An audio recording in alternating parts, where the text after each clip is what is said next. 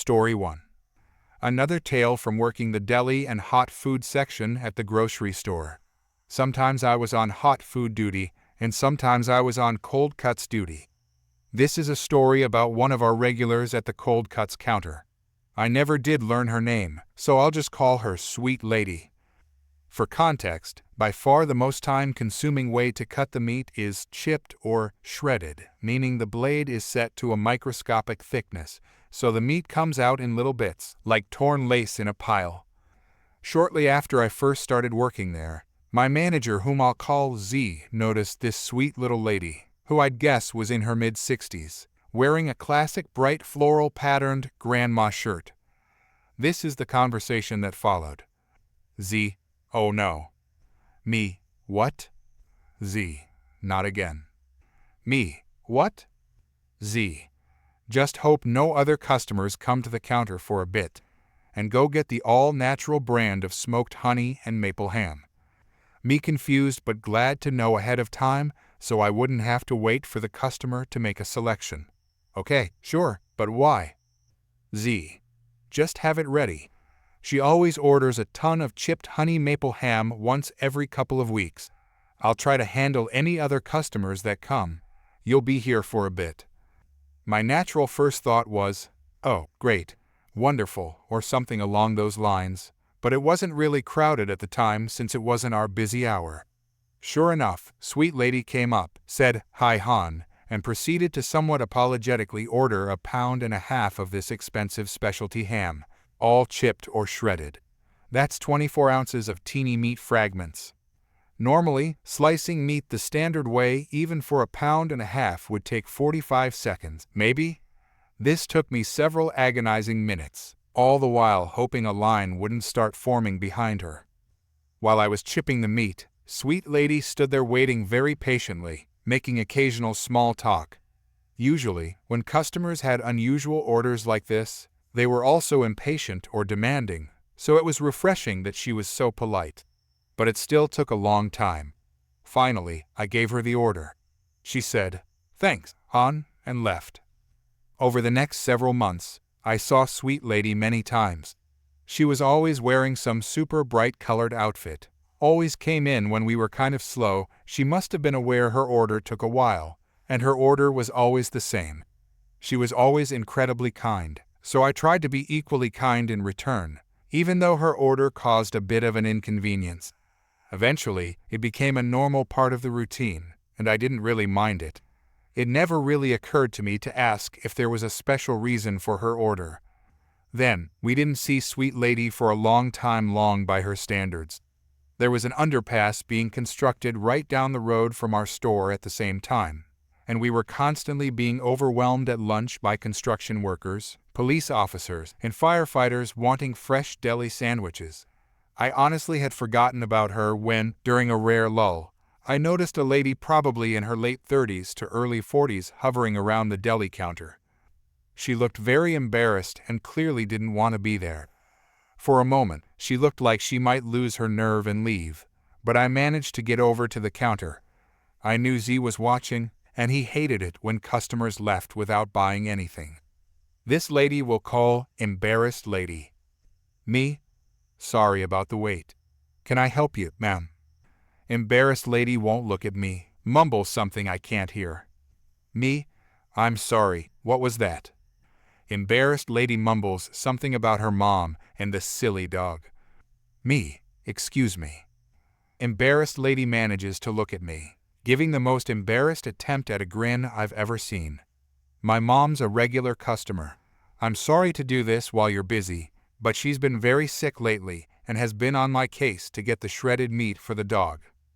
Me: "Now it's starting to come together that this is Sweet Lady's daughter. Is it honey maple ham, by any chance?" Embarrassed Lady: "Yes, sorry. 1.5 pounds shredded." Me: "Coming right up." Embarrassed Lady clearly wants to get this off her chest.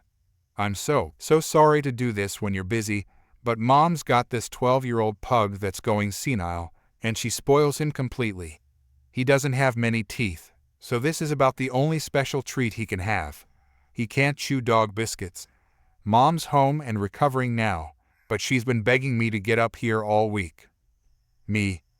Oh, that's perfectly fine. I don't mind at all. And honestly, I didn't. It was a break from the lunch rush chaos. I saw Sweet Lady once or twice after that before I was transferred to a sister store a few miles away. Before I left, I told Z and the other employees what Sweet Lady had been using the chipped meat for.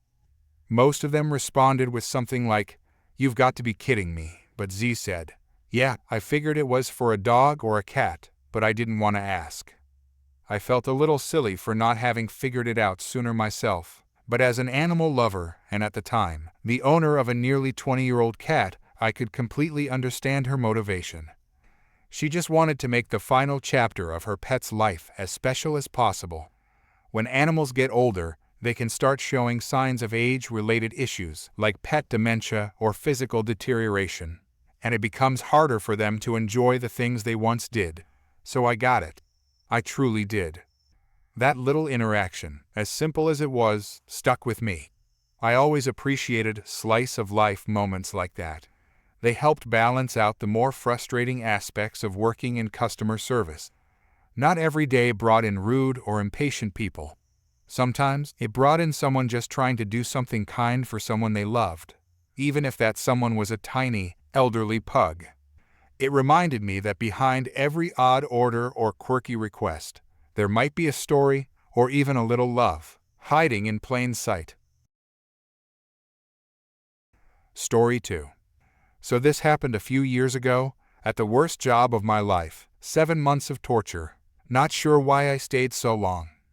Backstory: I started my first help desk IT job, being the only other IT staff apart from the network director, my boss. The first day on the job, boss was on vacation for a week on a cruise. I was left alone to take care of IT issues for a company with roughly 400 employees with 5 different locations, in different states. Boss had told me to contact him on Skype if I had any issues. The first day, an accountant lost Wi-Fi connection, so I did the Windows troubleshoot problems, and it fixed her issue in less than a minute. Couple hours passed, and the boss checked in and asked me how things were going. I responded, "Great. An accountant had a Wi-Fi issue, but I fixed it." Boss asked how I fixed it, and I told him. He got upset because I should have asked him how to fix it or what I was going to do before attempting the fix. Bear in mind he was taking approx an hour between responses when I had asked him questions earlier in the day. Guess I should have had the accountant twiddle her fingers for an hour until he responded. Malicious compliance. Boss came back from vacation and had implemented a rule where I sent an email of a timesheet to him and what I did every 15 minutes while at work. We were having a slow day, and obviously I haven't learned my lesson from the first incident. There was a stack of old desktops and monitors thrown down in a corner near my cubicle. I thought to myself, let me take the initiative and get these stacked up neatly and notate their serial numbers for our inventory to try and impress the boss. At the end of the day, I put that in my timesheet and emailed boss. On my way home, boss calls me. "What is this I see in your timesheet about sorting desktops and monitors?" Told him it was a slow day, so I did it while I had free time. Needless to say, he got extremely upset. Got reamed out how he told me already not to do anything unless he asked. Tried to make my case, but he wasn't having it. Boss told me I should only do what he tells me to do and nothing else. The next day, still fuming about how unreasonable the boss was, I clocked in and told him I had arrived. He said I should research Microsoft Teams. It was just released, and he wanted to roll it out to the entire company instead of using Skype. Captain, to Google, I went and researched all there is to know about Microsoft Teams. When Teams was just released, it didn't have many features, so I had a full grasp of how it works in 1.5 hours. For the rest of the day, I didn't hear a peep out of him. Well, that must mean he wants me to research Teams all day. Of course I didn't. I was on Reddit for the next 6.5 hours. At the end of the day, I emailed my timesheet, 8:45 to 5:45, researched Microsoft Teams. Ring ring, who could be calling me right after work? Oh look, it's boss. Hey boss, what's going on? Silence. Then boss says, "You mean to tell me you spent all day researching Teams?"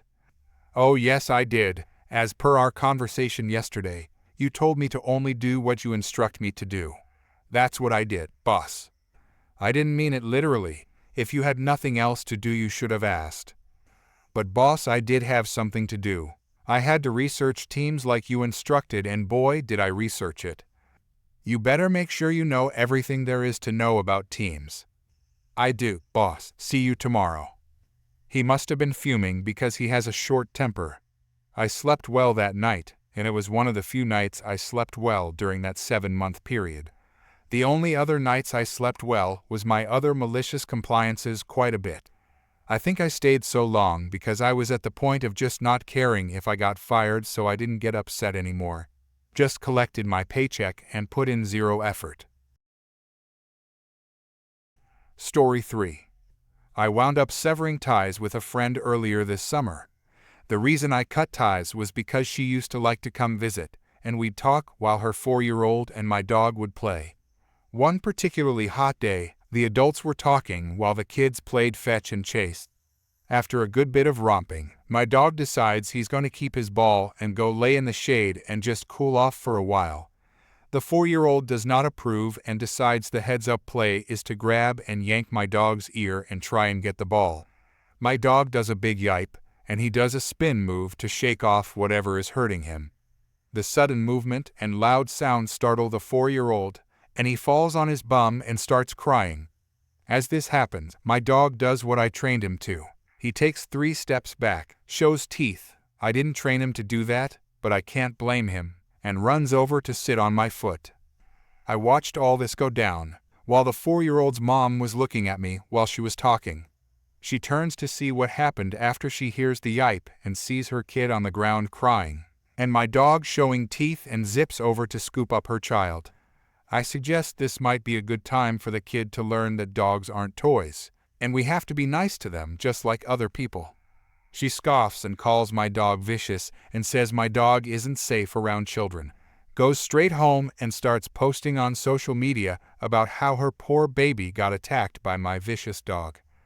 I have no social media presence as a matter of choice, and found out most of this from mutual friends asking what the actual fluff is, because they know my dog and they know the only human my dog will attack is me. And I might have made him think there was a creature under the covers, so even that's mistaken identity.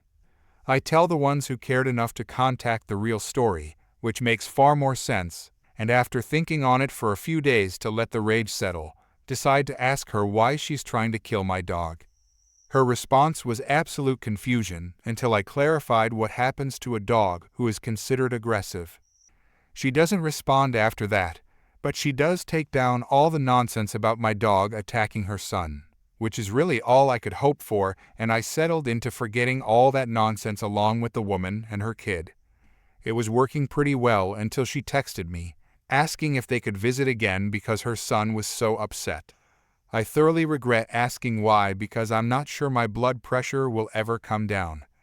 I'll give this in chronological order rather than the hot mess I got it in.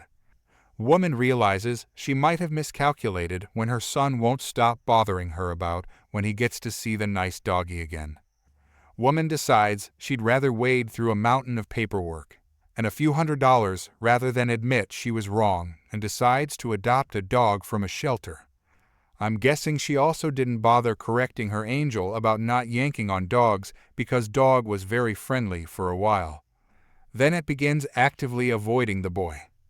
I won't fill in the rest because it makes me too angry to even summarize. Dog bites child. Dog is confiscated by animal control. Child is now even more upset because he liked that dog even more and now he's gone. Woman contacts me and expects me to actually allow her son to visit with my dog. I told her under no circumstances would I ever allow such a thing, and if she just showed up, the police would be called to remove her. Only thing I've done since is send the whole conversation to the rescue she adopted through to make sure she can't get another poor dog, and opened a big bottle. Update: Shelter doggo is okay. Animal control returned doggo to rescue once exculpatory evidence came to light. Story 4. I'm so upset right now because I'm not in a position to buy a new Nintendo Switch. And this unreasonable woman wasn't even the one who bought the Switch. I can't even go ask her to pay for a repair or a new console because she's genuinely unstable. And yet, I still find myself crawling back to her. First, she smashed my phone a few years ago. Then, she broke the PlayStation 4 last year. And now, the only thing I had left, the Nintendo Switch, she completely wrecked it. And guess what? Every single time she caused damage, it was because of her eldest son. Keep in mind, he is a grown adult. He's 22 years old now, and each time he triggered one of these incidents, he was well over the age of 19.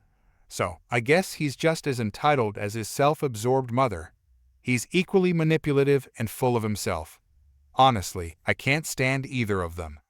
The only reason I continue to tolerate my difficult mother is because I'm financially dependent on her until I finish school.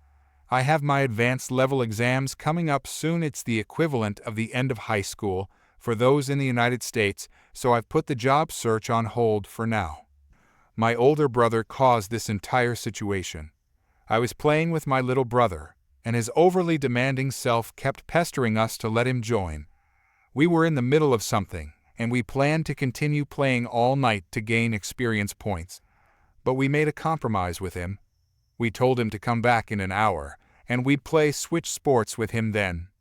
This grown man-child decided to start fiddling with the controller I had just put down because it was an away from keyboard map on Fortnite. When I moved the controller away from him, he got really angry.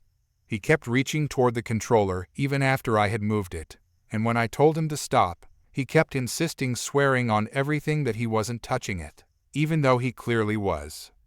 I'm pretty sure if he sees this post, he'll completely lose it. He's genuinely not in a good place mentally. So yeah, as he kept pushing my buttons, I lost my temper. I was yelling at him, telling him to leave the controller alone. I kept reminding him we had made a compromise. Why couldn't he just respect that? So, I went to my entitled mother and asked her to tell her older son to stop. And of course, she started siding with him, telling me it wasn't her problem and that he could do whatever he wanted. She even said maybe I should just let him play. Like, seriously? What on earth?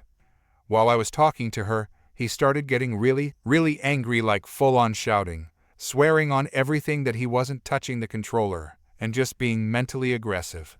That, of course, triggered her because she can't stand to see her precious son even slightly upset. And just like that, she completely lost control. She stormed into the room and started physically attacking me and my younger brother. She ripped the Nintendo Switch's cords out, smashed the whole console onto the floor, and began yelling that we were torturing her and her son. She claimed we were stressing her out and accused us of being the problem, completely ignoring the actual issue at hand. I honestly can't describe how awful it was. The only thing we had left, the one thing we enjoyed as siblings and used to bond over, was destroyed in a matter of seconds, and we were left with nothing but the aftermath of her tantrum. I really don't understand why I keep going back to her. I hate the way she treats us, and I can't stand the way her son behaves, either. He gets away with everything, and somehow we're always the ones getting blamed or punished. It's just exhausting, and I feel so helpless because I'm stuck. I don't have the means to live independently right now, and I can't risk doing anything that might make my situation worse, especially with exams so close. I feel trapped in this cycle of chaos and emotional manipulation, and there's no clear way out yet. Story 5. This happened to me at a healthcare facility a few years ago. I work in a healthcare facility with different disciplines, and we have the main clinicians and assistants as well that do treatment. For the longest time before COVID, clinicians would take students from schools because they need to have some hands-on experience before they graduate and get to take their state exams. So I am the supervisor of the health clinic and am in charge of all clinicians. Even though they're fairly independent, they have to report to me, and I, in turn, report for the whole clinic. This starts with Dory, the clinician teacher. She has a lot of friends in one of the prominent universities here.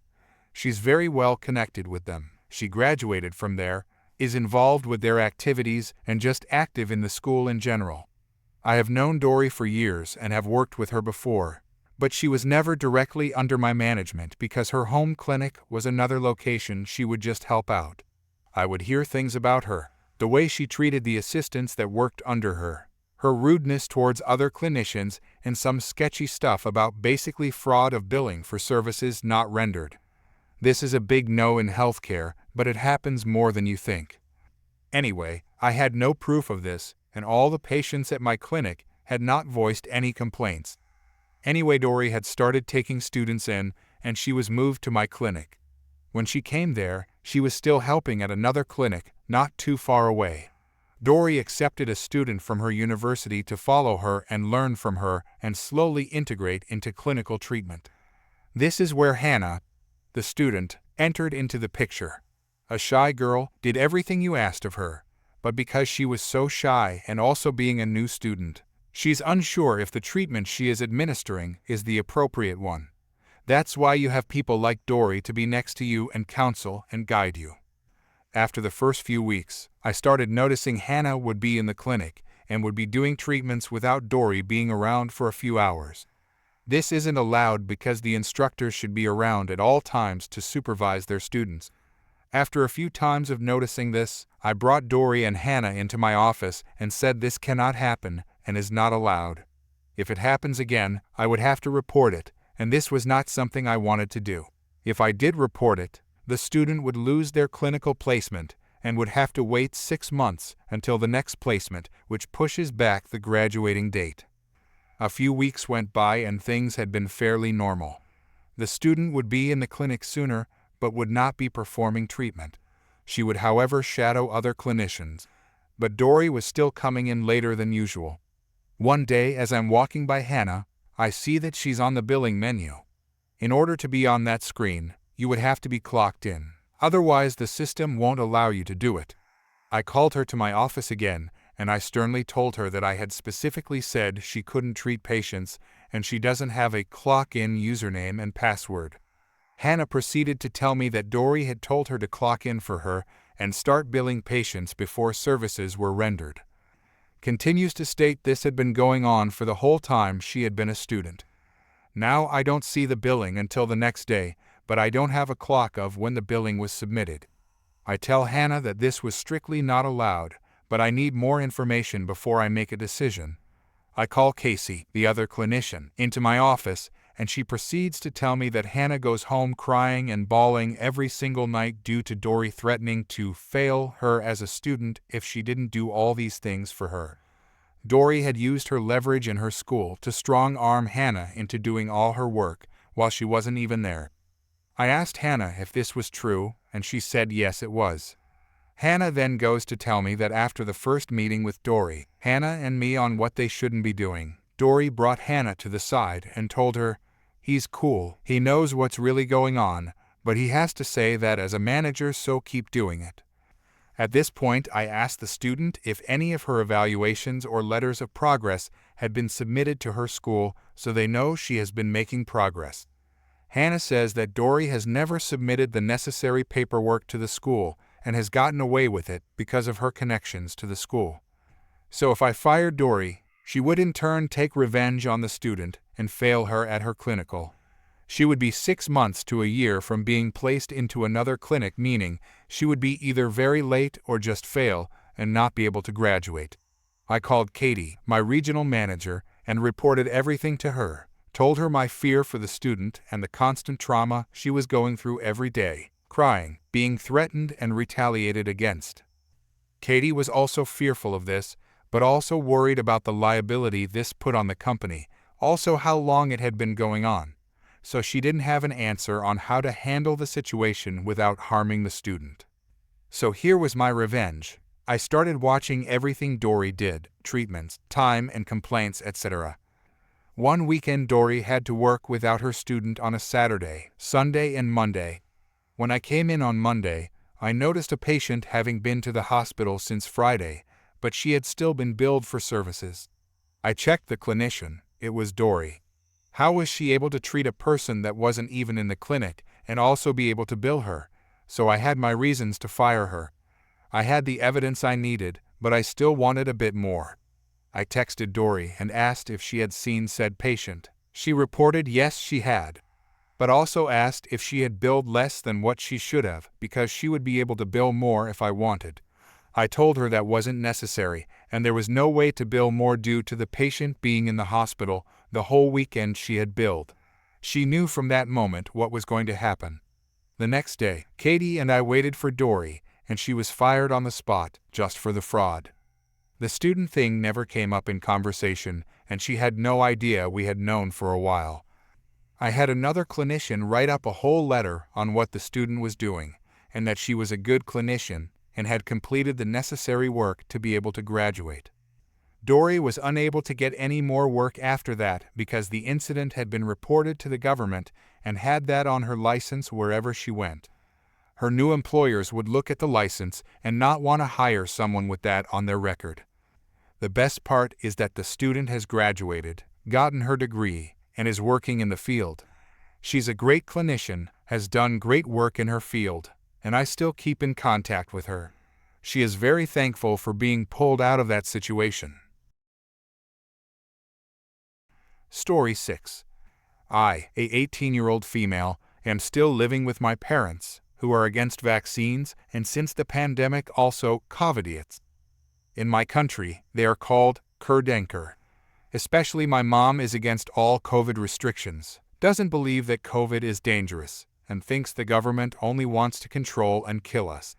She said repeatedly that we're living in a dictatorship and the vaccine is going to kill us all. She also was since the pandemic started on various protests and is heavily active in conspiracy groups on Telegram, Facebook, etc. My father isn't as extreme as her, but he also believes that the vaccine is going to harm us because there hasn't been enough research yet. In my country, I have to be tested nearly every day in school in order to avoid infections and online school. So does my brother, a 18-year-old male. My father also has to be tested every day at his workplace, and if anyone is COVID positive, all of us will have to be quarantined for 2 weeks. If you're working, you don't get paid during this period of time. This could be avoided if you're vaccinated. We wouldn't have to test us regularly, and we wouldn't be quarantined if anyone in our class or family member has COVID. That's the initial situation of my story. The father of my best friend is a doctor and also against vaccines. He is allowed to vaccinate patients, but he just used it as an excuse to fake vaccinate himself and his family, daughter, son, and wife. My family is really close to his because I've been friends with his daughter since elementary school and we're living in the same neighborhood. He knows that my parents are also against vaccines, and he made an offer to my mother approximately 2 months ago. He would also fake vaccinate us, my parents, my brother, and me. My mother, since the vaccine, is mad afraid that I am going to get vaccinated because I don't believe in all this nonsense about the government and COVID. I think COVID is dangerous and deadly. She knows my opinion and is deeply afraid that I will get killed because of the vaccine as soon as I turn 18. Guess what? 1 week after my birthday, I got vaccinated without them knowing. 2 months ago, she told me about the doctor's offer, and I clearly declined. Back then I was still 17. It's a crime. In bad cases you have to go to jail for 5 years, and I don't want to infect innocent people because I'm not really vaccinated. I said all this to her, and at first, she tried to make me feel guilty. She wouldn't be afraid anymore that I get vaccinated. She has done so much for us, etc. But I still declined. She hadn't brought it up since then. 1 week ago, my parents wanted to talk to me and my brother in private. They shut down the internet and brought our mobiles in a different room. I immediately knew what they wanted from us.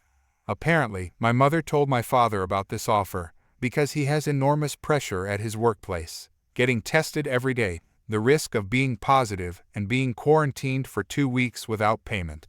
My father told us about his problems at work and said that it would be disastrous for us, me and my brother, when he would be tested positive, because both of us are going to graduate this year and missing 2 weeks is really bad. I just thought he was going to tell us about the offer and leave the decision up to us. I thought wrong. He and my mother decided that either the whole family is going to get fake vaccinated or nobody. I understand that my father is under enormous pressure, and I wouldn't say anything if he accepts the offer. But he said he won't do it if any one of us decide against it. The problem is he really wants to do it. I said again that I won't accept the offer, but I also won't stop them. Now the fun begins. He started to blame me because now he wouldn't be able to do it. He said that we will do it as a family, but is angry when I am against it. He decided it. He can also decide to just do it with my brother. I didn't agree with his decision in the first place. At this moment, he is shouting at me and is trying to guilt trip me. I just wanted to go and said I want to think about it. 4 days ago, 3 days after the first conversation, I told my mother that I still won't do it. During dinner, my father brought the topic up again. I still declined and told them they can do it without me. He didn't accept my answer. He started shouting again and also insulted me. How dumb I am, how stubborn, and that I think I am so much better than them. Said he is so disappointed in me because he thought I am smarter than that, etc. That hit me. I think I am not dumb. I am one of the best of my class, and I am currently doing the German version of A-levels, and I absolutely don't think I am something better than my parents. I just don't agree with them.